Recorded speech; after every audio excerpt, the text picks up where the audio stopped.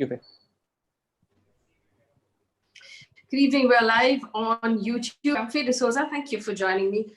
This is, of course, our new channel where my team and I are putting out independent journalism content, stories that we believe you should know about, discussions that you must take part in. And of course, in all of our discussions, the comment section is open to you. You can drop us a comment, tell us what you think, be part of the discussion, take part in the discussion, ask questions of our panelists as well.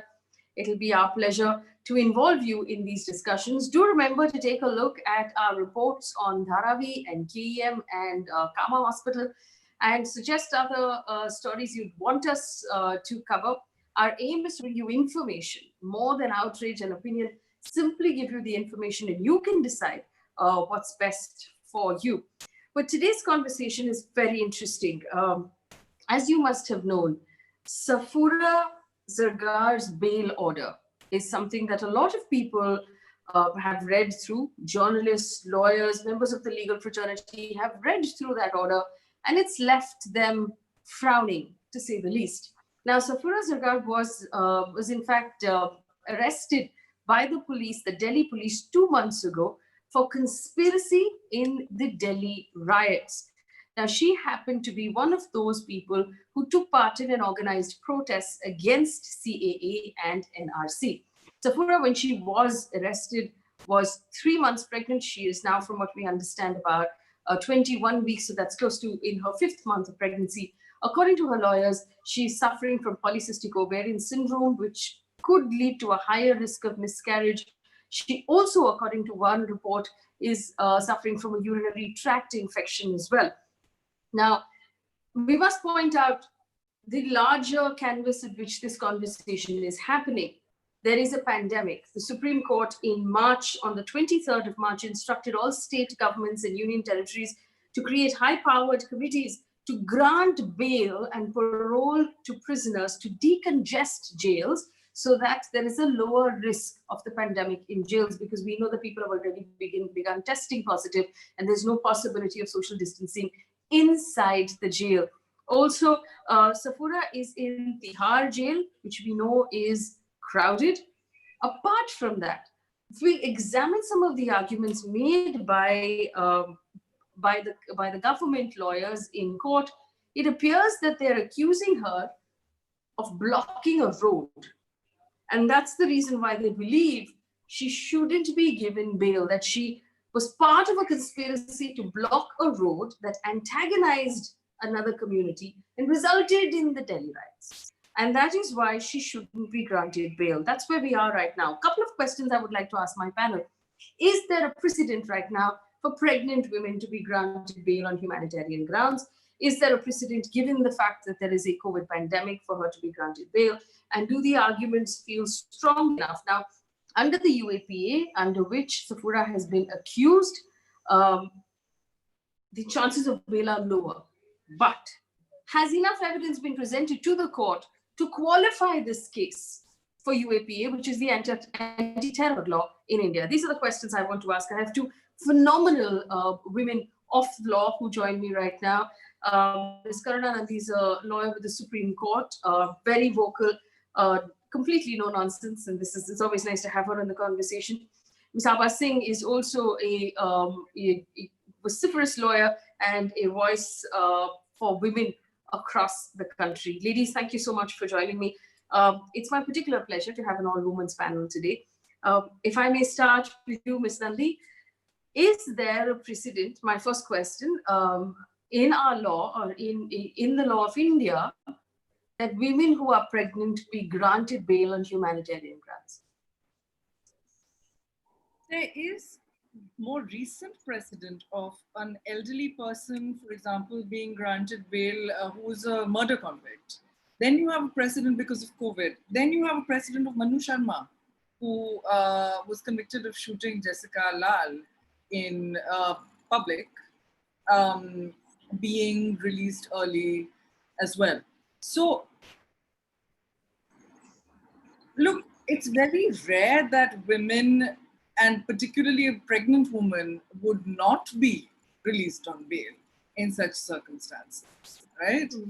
So I'll have to, so there will be a lot of incidents.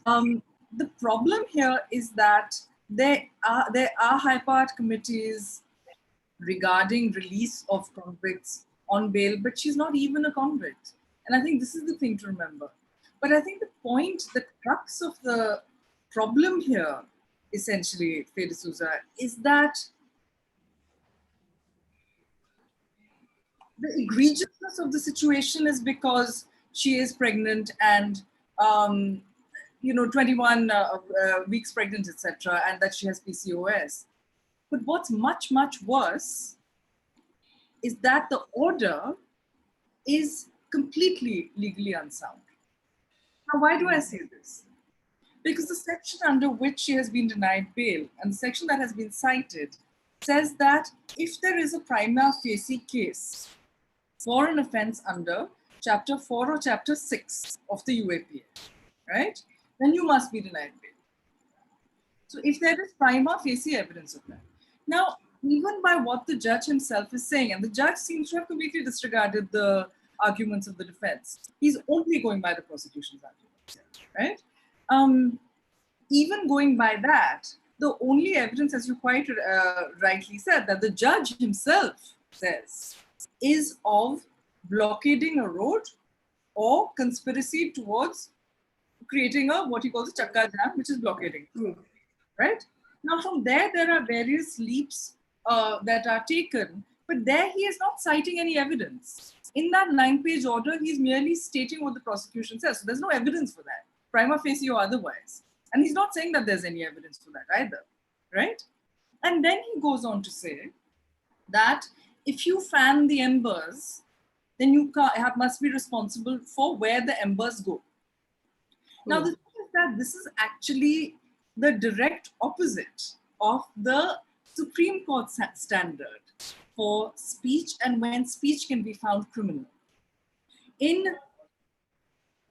the Rangarajan judgment, what was said was that only when speech constitutes a spark in a powder keg that leads to this violence. And what's funny is that it's the same fire metaphor, which makes it even more clear that this order has gotten it completely wrong, right? The third problem with this order is that it fails to recognize that only when your speech is such that it has the tendency to overthrow the sovereignty, right, of the state, is when it can even come within the ambit of the offense, even the highest offense alleged here, right? So all in all, whether she's pregnant or not, to me, there seems no question that this order is sustainable in law. But the problem is that once you use the UAPA and you deny the bail, then it means that she just has to keep trying. The onus is on her to go up each level. And the onus is on her to deal with this very draconian law. And we see person after person being arrested, being detained, and under this very, very draconian law, and judges not construing it with the strictness that they are required to under law because it is so widely framed. Ms. Nundy, before I bring in Abha Singh, I just want to also ask you this. Does this mean she can now go to High Court or maybe directly to Supreme Court if the matter is believed to be of urgency? And I'm coming from a position where we know one journalist in Mumbai went straight to Supreme Court when he even thought that he might be picked up by the police. So is that an option? And why haven't her lawyers just gone straight to the Supreme Court and knocked on those doors? I don't know what the legal strategy is, but I do think that there is a difficulty with going straight to the Supreme Court, because if the Supreme Court makes an observation against you or rejects your petition, then that's something that's very difficult to displace subsequently, you see?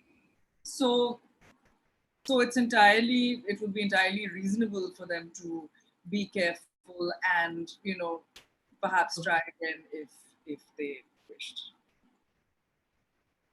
We haven't found. That's actually, We haven't found. For example, in Arnab Swami's case and in Zargar's case, we do see sort of differential treatment by the government, you know, and it's very clear what that differential treatment is. We also see that, you know, the thing is that the Supreme Court is not a monolith. It's a polyvocal court because there are so many different benches. And we saw, for example, that in the case of the Congress worker, where FIRs are against them all over the country, that the treatment of them was quite different from the treatment of Arnab Goswami. So these are matters of some concern.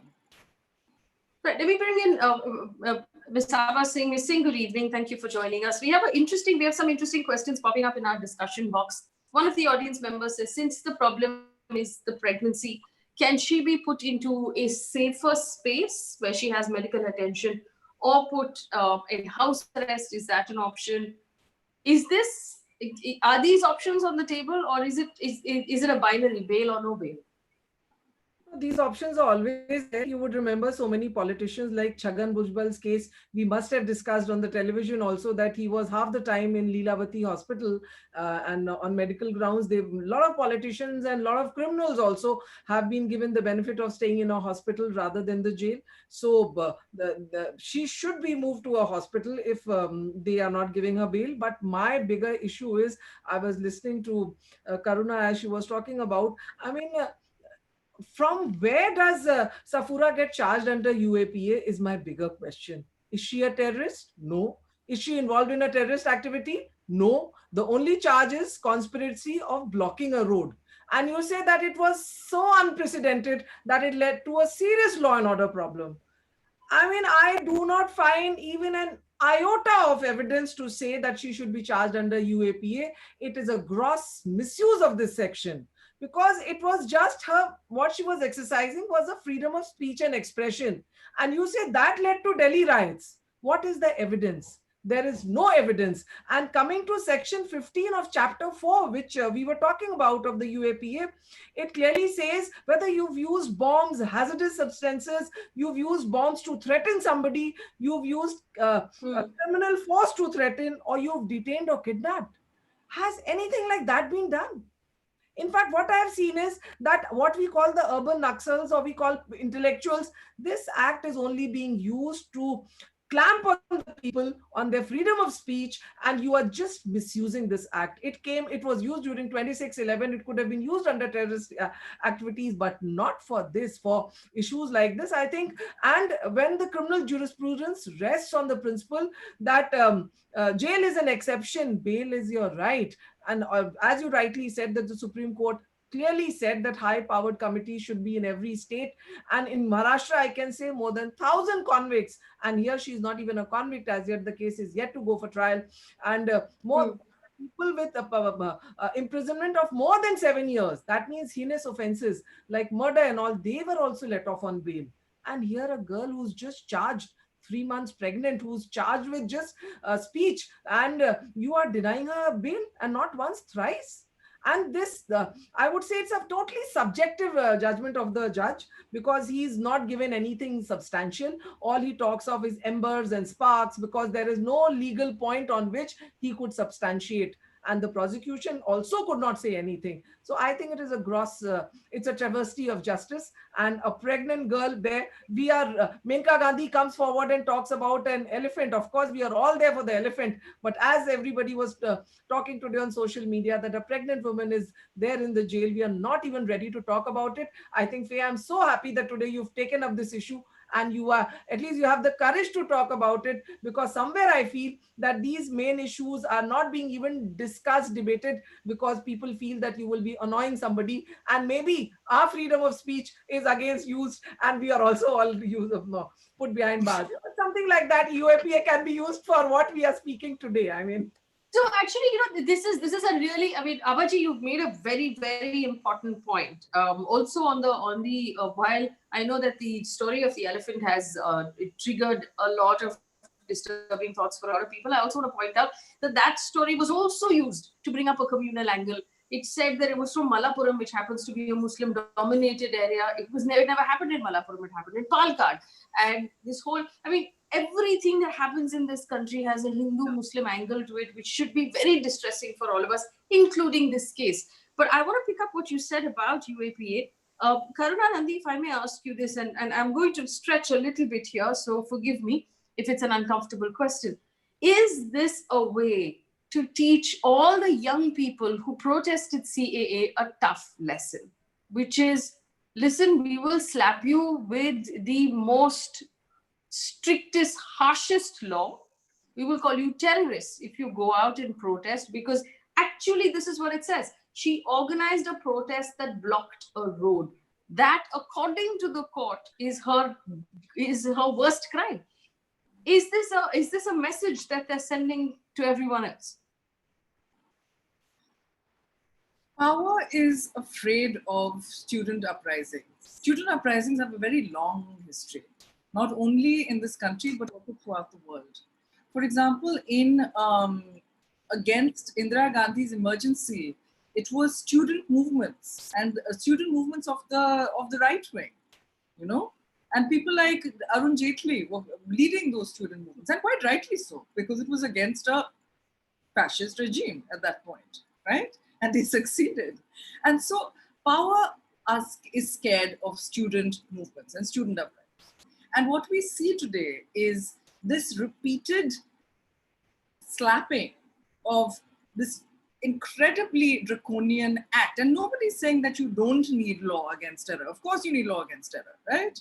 You need law to deal with terrorists. We all want law to deal with terrorists. The problem here is that it has been slapped against a wide variety of people and a wide variety of students. And if you look at in each case, when the evidence as it stands at the particular point, for example, the investigation is still going on, but there's still a particular standard that has to be met in law, right? Mm. And so whenever we have in these orders the judges examining the evidence that exists, right? And then some standard has to apply to bring in this law. That standard is blatantly not met. So the trouble is that what we have is the law just being invoked for the asking, and for the asking, young people being detained, and for the asking, young people like Safoora putting their lives and health at risk because of this draconian action. I do want to ask you this, and I was also referencing an article written by Manu Sebastian for Live Law. Is it necessary for the court to establish that the charge or the crime in question here does in fact fall under UAPA? Whose job is that to make that decision? See, the judge has to see whether there is prima facie evidence, whether there's a prima facie case, right? So under this provision, so for example, 438, etc. doesn't apply. I beg your pardon, these various IPC provisions don't apply. What does apply is section 43D, I think it is, 43D part 5, right?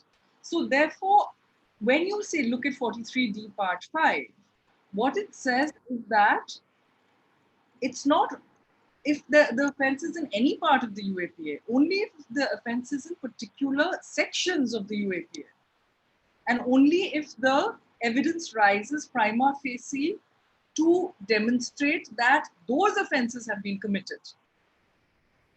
And if I'm being too jargonistic and not making myself clear, please ask me any follow-up questions. But you know, the reason I'm being so specific and the reason I'm not speaking in broader terms is that if you are saying that this person committed a terrorist offense or may have committed a terrorist offense, right? The law has to be followed very, very stringently. Because otherwise, it can be slapped on anyone and there's no accountability anywhere. And anyone can go to jail, right? As Abha Singh quite rightly said, to you and me for discussing this, who knows? Yes. Because if you look at the Bhima Koregaon case, for example, right? There were people who were accused and the lawyers representing them were then accused, and the lawyers representing them were accused, and then the lawyers representing them were accused. Lawyers. Strikes at the heart of rule of law. So in this case, the reason I'm being so legalistic and so specific is that it is incumbent at the first instance on the prosecution to be that legalistic, that specific. And there they have failed. It is blatant to read. If it's a 9-page order, I would encourage all your viewers to read it, that it has not been met, because what the judge very clearly says is that the prima facie, the evidence rises only to the level of demonstrating that this young woman organized. And I'm not reading anything into what the judge says. This is what the judge says. He's actually saying it. Yes. These are the words. Yes. Blockading a road. Now, blockading a road in and of itself is certainly not a terrorist offense. After that, you can't just cite what the prosecution says. There are many judgments that say that you have to very specifically demonstrate the link between, in this case, say, blockading a road and overthrowing the state. It's a bit of a leap. This is that embering, the embers are the links. So just to read out to our audience, this is what the court says: prima facie evidence to show that there is a conspiracy to at least blockade a road, in brackets, chakka jam. Abha Singh,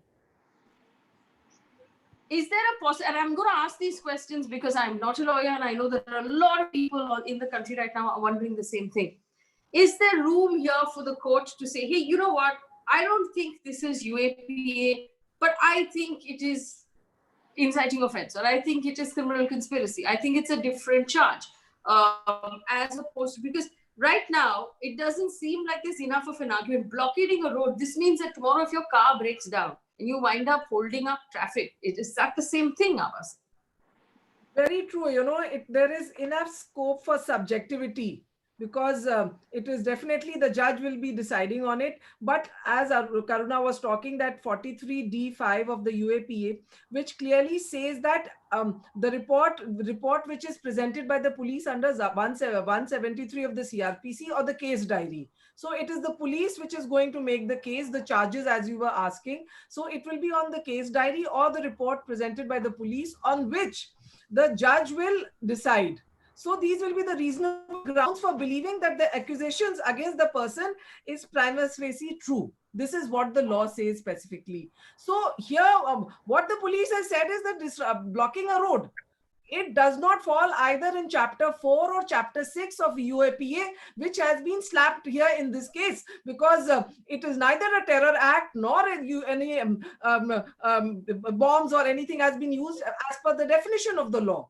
So I think if the judge would act independently, it could have really thrown the case out. But since we've left it on the subjectivity of the judge, and the judge did not have any law point, all it talked was philosophy. It did not talk of evidence. It did not talk of law. The judgment is devoid of any law points. And that is why I say it's a travesty of justice. And I'm hoping that under 439 of the CRPC, these people will move to High Court. And the High Court in so many cases on health grounds has given bail. So now the right course would be that under 439, under the inherent powers of the High Court, they should move immediately. And under the special powers of the High Court, Safoora should get justice, because number one, a student leader, even if you are blocking a road, you are making fervent speeches, that is your fundamental right under freedom of speech and expression. First, you're depriving me of my freedom of speech and expression, and then you're depriving me of my personal liberties by just putting me behind bars without even giving me an opportunity to present my side. Because what prosecution says, and we know Delhi police records, Shashi Tharoor is still out the way they fudged up Sunanda Pushkar's case. Any case you see, Tarun Tejpal's, they did not register their FIR for so long. So Delhi police is highly politicized. No wonder they are always fighting between center and state. The credibility of Delhi police is so low that they are totally politicized. I think this is a political case. And as we were discussing, the last 2 years, whoever under UAPA has been arrested is either a professor or a poet or an activist, and now students of JNU and Jamia. So this clearly shows that this law is totally being misused. And how can you say a terrorist? Miss Singh, let me ask you that, and let me ask you a couple more very basic questions for those of us who don't understand the law. Again, there are people saying that, oh, but she caused a riot. First of all, just to make it clear to the people who are watching, there's been no evidence, and I'm not saying this, there's been no evidence presented by the prosecution, which is the government, to the court that she caused the riot. The court has not noted any evidence. There is only a suggestion from SMS and WhatsApp messages that she organized a protest that blocked a road. Now, the larger narrative that the Delhi police is building is that this blocked road was so inconveniencing people from what they call another community that the riot started. And hence the people who blocked the road are responsible. This is effectively, from all the FIRs, the case they're building. But that's besides the point. Ms. Singh, the truth is that she has been arrested. The police are still investigating. They haven't completed their investigation. In her case, the charge sheet has not been filed. Her trial has not begun. And she's really, really far away from being pronounced guilty. So for anyone to say that she started this riot is actually completely false. Could you give us the process of how this works? What happens next? Faye, you have to show the link between the cause and effect. Just by my speech, I have blocked a road. How has it happened that the riot took place because of that? There is no evidence. You yourself are saying, and everybody knows that there is no evidence to prove that my creating a dharna or a morcha has led to this riot. And the law is very clear that you have to prove it, that it has to be linked. There is no link. And that is why there is just a jargon of words which are trying to make fools out of people by talking of embers and all that rubbish, I would say. I mean, I would say the order today is devoid of any legal justice. And if I do a morcha, we have done so many at Carter Road in Bombay. That doesn't make us terrorists, because we had done it when the Jammu Kashmir, that young girl who was raped and murdered. All of us, Mumbai has been in the forefront for doing these type of morchas, dharnas, but that doesn't make us terrorists. So if you don't want to give bail, you will not give bail. That is what it shows, that you show me the face and I will show you the law. It has become something like that. And there is a dictum in police also, pehle action, fir section. So pehle marenge, fir rule lagaenge. So, you know, that is what is happening here. And if people are saying she caused a riot, I would like to tell them, please show me what proof you have, what evidence you have. And still, it does not become a terrorist activity. It was not anti-national. It was not breaking up the country. It did not attack the sovereignty or the integrity of the country. That is what the law talks about very clearly. Yes. Ms. Nundy, another question for you, and just to comment on what Abha Singh said about the police. There has been, I mean, this lockdown has been an entire, it's been a display of police success like we perhaps haven't seen since the emergency. Just today, the Uttar Pradesh police took a police jeep and ran over all the vegetables in a mandi to teach the poor farmer a lesson. This is what's happening with the police right now. But I want to also bring you back to the question of responsibility. Again, here, there's been a gray area where Safoora Zargar has been held responsible for actions of an entire group of protesters and people who've been associated with those protesters, and maybe people who've been associated with them. So Tariq Hussain, for example, who was arrested because they did find evidence on his terrace, there is a sort of conjecture-led connection between everyone who was at the protest. Again, from the legal grounds, from jurisprudence, is the individual held responsible for their own actions, or are they to be held responsible for the actions of the entire group? Well, it depends. So, for example, if you and I make a conspiracy to riot, right? So if you and I suddenly decide that we're going to go and kill a bunch of people, then that would be, and we have a prior plan. So we have a plan in place, and then actions are taken in furtherance of that plan, right? Then I would be held liable for what you did also. Yes. However, if the only evidence, if the only thing that we did was plan a protest, right? Then there's no question of anything else. Now, I just want to be clear about one thing, though, and this goes to show what a sort of ridiculously draconian law the UAPA is that even if the judge found that there was nothing in it, then the judge would have to release Safoora on bail. However, the police would still get time. I think I'm not sure that is 90 days up for 60 days. I think the police would get a certain amount of time, and just far too much leeway as far as I'm concerned, to find out, to keep investigating on and on and on. But the point is that, so they couldn't throw the entire thing out at this stage. However, at this stage, they would have to release her on bail. And according to me, given what the judge himself has found, he should have, in fact, after he sort of said that sentence, just released her on, said the next sentence should have been, and hence she is released on bail,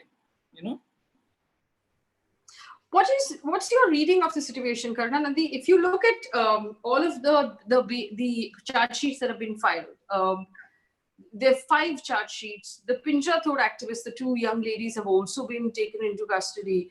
The police is really, I mean, if you look at it, it looks like instead of finding the people who set things on fire, who fired the guns, who stabbed the victims, and 53 people have died, they've actually gone out looking for those who organized protests, saying that because you organized the protest, all of these things happened. Is there a link missing in all of this that the police should provide evidence for? Look, if you look at there was a person who fired a gun who was given bail. Did you notice that? There was Kapil Mishra and Anurag Thakur. No action has been taken against them. In fact, what happened in court then is that a number of people who had brought the case were then accused of very, very serious speech offenses, right? Not UAPA, but I think sedition was one of those charges, one of the accusations rather. And so what we see, Komal Sharma, who there was video evidence of, and many of you in the media did such a great job of unearthing that. And there was video evidence of her, speaking about the kind of violence that she had facilitated. She is nowhere to be found. And then you have these other students who there is no evidence against whatsoever. And so, for example, in the Pinjra Tod case, in one of the Pinjra Tod cases, the judge said that. The judge said, I'm releasing her because there's no evidence against her, But they were arrested again anyway.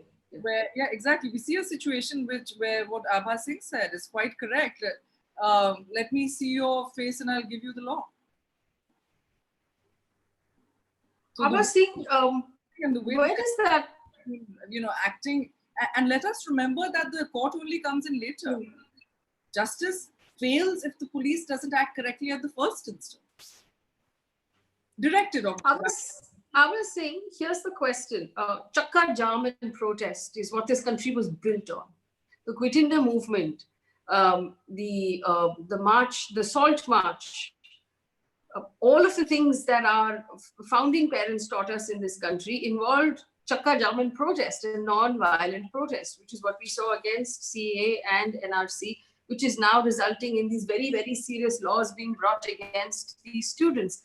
If the message that we're sending in our country right now is that peaceful protest is no longer acceptable, that these laws can be brought against you, that bail can be denied, that just the process, which is enough punishment in our country, of going to jail and waiting to be able to see the light of day before even any of your charges have been proven or fully investigated, where does that leave our democracy? Because is there a single politician or journalist or activist or lawyer who hasn't been part of a Chakka Jam or a protest at some point in their careers or their lives? Of course, in fact, we would have not got our independence. I mean, the freedom movement was all on this. And as I was talking of, like, I want to tell that when we did this protest at Carter Road, Mumbai police, especially the Santa Cruz police, did not allow us to use loudspeakers. This is another thing which has happened with the police, that if you're doing a protest, they won't let you use loudspeakers and automatically your protest fizzles out. I filed a PIL in Bombay High Court and the Chief Justice admonished the police They said, under what law did you ask them? Because Carter Road is not a silent zone. And ultimately, they said that you, in non-silent zones, you can use loudspeakers. What I'm trying to say is that it is a police state now. Whatever police decides, Mumbai has section 144 for almost 360 days out of 365 days. Even for the cyclone, you had 144 that more than 5 people cannot be there. So eventually, the government is trying to use the police to quell dissent, to quell freedom of speech and expression, and police has become a tool in the hands of the power. And that is why these things are happening. And even in the migrants, if you see, when Harsh Mandir and Anjali Bharadwaj, for the first time when they filed that PIL in Supreme Court, the Supreme Court did not take any action. And when media, I will give credit to the media, that when media started showing the manner in which the migrant crisis was on the roads and people were dying, at that time, now only they have accepted it. And initially, the Supreme Court said, no, the government is doing a good job. We don't want to interfere. So somewhere I feel the judiciary is failing the democratic principles of this country, and the courts need to look into it. And I think because of the contempt of court, a lot of people like us and Karuna, we may be keeping quiet, but it would not be long before there are protests and chakka jams that the judiciary is failing us. I mean, and that is what I feel, because that is the only way you can check the police, you can check the politicians. The federal structure is dependent on the independence of the judiciary. And today, the judge, the order which is there in Safoора's case, I can clearly read through it that you cannot prove the conspiracy. You cannot prove the conspiracy. There is no evidence. And after that also, if bail is denied, it is absolutely a subjective order of the judge. And I'm hopeful that the High Court will strike it down, would give a bail, and would definitely. And another thing which worries me is that when a higher court rejects the order of a lower court, it doesn't pass any strictures, or it doesn't pull up the judge that under what laws, under what evidence you've given this. So what happens is, if she may get bail from High Court, but this Patiala Court judge, his judgment would not be even discussed. So somewhere we need to look into these things also. Like we talk of the police behavior, we talk of the politicians. I think even the judiciary, it's high time that these judgments are also talked about, brought under RTI. I may be I may be sounding a little brazen, but I feel the state of affairs, what we are living in today, we require something drastic. Okay, so one follow-up question for all the young people who are watching right now. And you've seen a lot of governments come and go. You've seen a lot of protests, Abha Singh. When you say the state of where we're living right now, is this worse, or in what way is it worse than what you've seen before? I mean, you see the way what we were seeing, the migrants who were walking on the roads, as you said, they were just throwing away their vegetables, beating up people. Even your basic things, everybody is mortally scared to come out. What is quarantine? What is lockdown? Everything is something different, no order. As I said, the police did not allow us to use loudspeakers, and people accept it. So these are the things I feel, that there is a fear among the people. And somewhere, if you go to the courts have also somehow looked the other way. So definitely, this is what it is, a violation of your fundamental rights, your freedom of speech and expression. Sudha Bharadwaj was lifted from Delhi. And in fact, later on, the court said that why was the police in such a hurry in times of COVID? You get an 80-year-old woman, take her to the jail in Pune from Delhi. I mean, these are the things which give you feelers that it is a police state in which you are living, and don't mess up with the government is the undercurrent. Nundy, I want you, and again, if Abha Singh said something about the fact that the judiciary needs to check government and needs to check police, and perhaps also in some cases check itself. As has been pointed out, the media isn't doing a very good job of being in opposition. The opposition is not doing a very good job at being in opposition either. We're left with the judiciary right now. Are you disappointed with the quality of this order? I think disappointed would be an understatement. I really think that when there is excess on the part of the executive, and there isn't the strict scrutiny that the law that requires, there is a massive state failure that happens.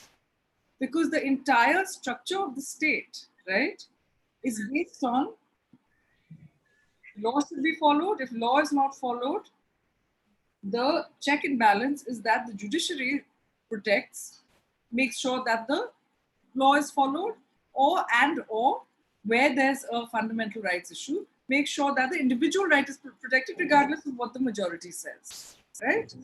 Now, where this does not happen, what you see is that the entire structure of the state folding in on itself. Because when you then couple it with these particular times where not only is access to justice limited, because believe me, I've been in now a number of video conference hearings, and it's not easy to get them.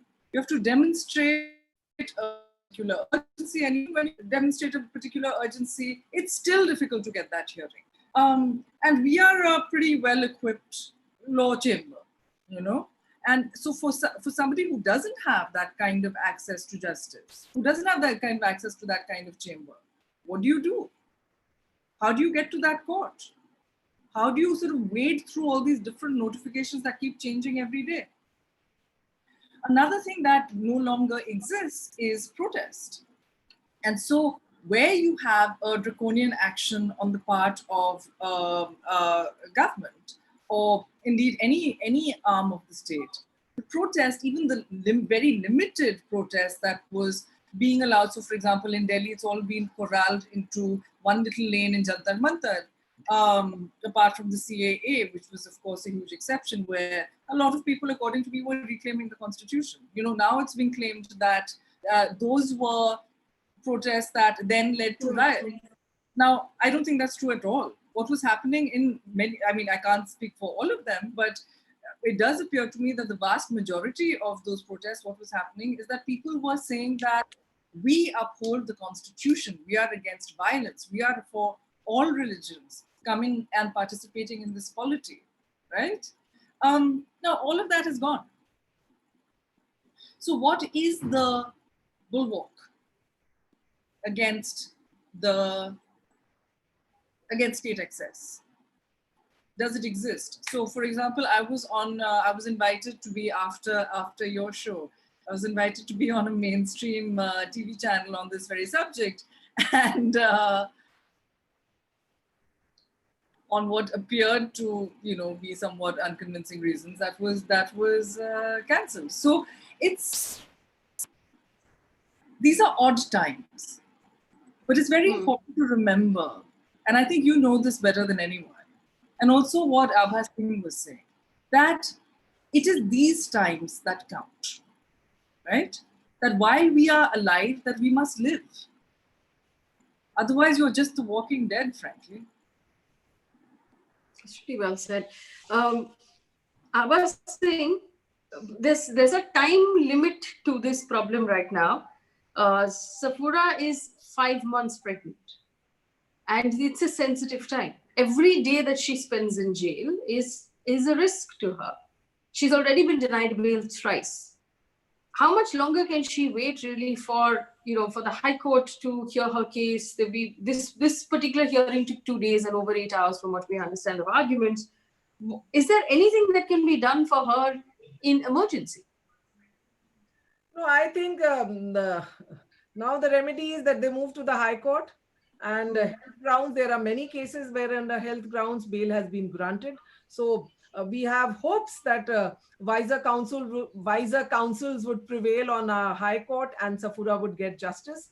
But yes, these are tough times, and but nonetheless, freedom to protest, our freedom of speech and expression at any cost should be maintained, because the people who have given their lives in the freedom movement, we would not be fair to them if we today keep quiet. So Faye, I would like you to keep doing it again, because Karuna is very right. The mainstream channels will not discuss this, even if they will book you for that hour, and then it will fizzle out because they would have got a call from the Home Department or from somewhere. So this is another thing, that you don't even want to talk on sensitive issues. You don't want to raise these issues. You would rather talk of the elephant than talk of this woman, because here it would be the law which would be talked of, it would be the conduct of the judge which will be debated, and it would be justice which is denied which would be debated. So This law needs to be struck down, and I'm hopeful that High Court, Delhi High Court would step in and Safoora would get justice, because I think student activism, half these ministers who are there, they all were either ABVP workers or NSUI leaders. They have forgotten their past and they are just trying to protect their present and destroy the future of this country, is all I can say. Last question to both of you. Karuna, and you first. A lot of my audience is also asking this. What can we do now as citizens who are watching this happen before us? Is there anything that citizens can do?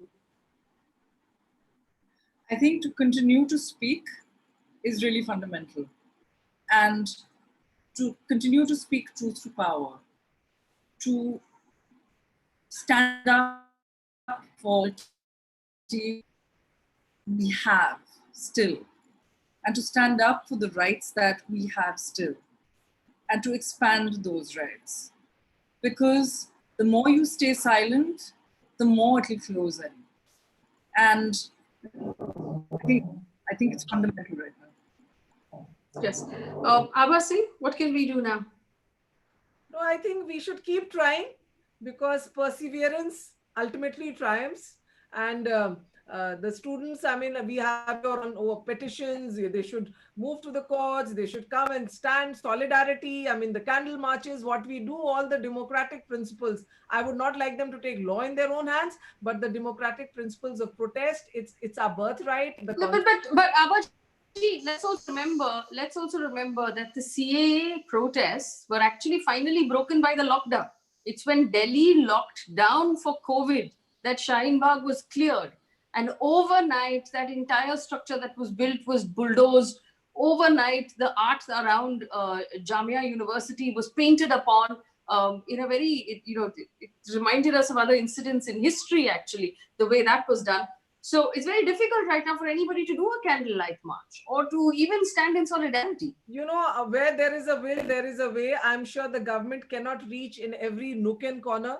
And I think lockdown really came as a godsend thing for this government, that they could really wrap up Shaheen Bagh, they could wrap up this protest. But still, I know the spirit of this country. I know what India is. We've stood up to the Britishers. We've stood up to many more things. So it is, if the truth triumphs, ultimately what Constitution also says, Satyamev Jayate. And I feel truth will triumph, and this government, by using these sections, is not going to break the spirit of this country and the youth in particular, because what we've seen is that it is our young India which is showing us the way, be it JNU, be it Jamia, and trying to label them as terrorists is absolutely bizarre. Right. Ladies, thank you so much for giving us your time. It's been an honor to have this conversation with the both of you. Just to quickly put it in a nutshell for our audience, if you've just joined in, Safoora Zargar'S was arrested 2 months ago under the UAPA, which is the most serious terror law in our country. She's been in jail for 2 months. She was 3 months pregnant at the time. Her lawyers have approached the court thrice over, asking that she be granted bail on humanitarian grounds because she runs a risk of a miscarriage, she has an infection, and of course, we're in the middle of a COVID pandemic where the Supreme Court has instructed various state governments to try and find a way to decongest our jails because they're putting people at risk. But she has been denied bail for the 3rd time. Now, it's the order of this bail denial that has gotten a lot of people worried, because in the order it says very clearly that she conspired to protest that blocked a road. Now, as per the law has been explained by our panel, there has to be an explanation of how blocking a road in a protest amounts to a terror activity and how blocking a road in a protest amounts to a conspiracy to a riot, which is not clear in this. And that's what's causing people worry. So there are 2 problems. One, the humanitarian grounds of keeping a pregnant woman in jail who has only been accused so far. No charge sheet, no trial, has not been convicted. 2, the actual order itself that doesn't draw enough legal basis for charging her under UAPA at all. Having said that, what can you do? As citizens of this country, one must remember to speak up because it is your constitutional right to do so. Every person here is allowed to ask questions. Doesn't matter who you are, what you do, what language you want to ask that question in, you can ask the question. Why is she still in jail? Where is the evidence the police has given? And why is it that this order doesn't present that evidence to send her back to jail? It is our right as citizens of this country to continue asking questions. And the moment we stop asking questions, our silence becomes complicit with what is happening. We will become partly responsible for what is happening because we didn't use our right to stand up for what we know to be correct. Our country was built on the principle of protest, chakka jam, and asking questions. It is a right that was given to us in the first page of our constitution. And if we don't use this right, it will be taken away from all of us forever. We have to do our duty as Indians and protect what is true in our constitution. And we need to protect each other. Thanks for watching. Good night.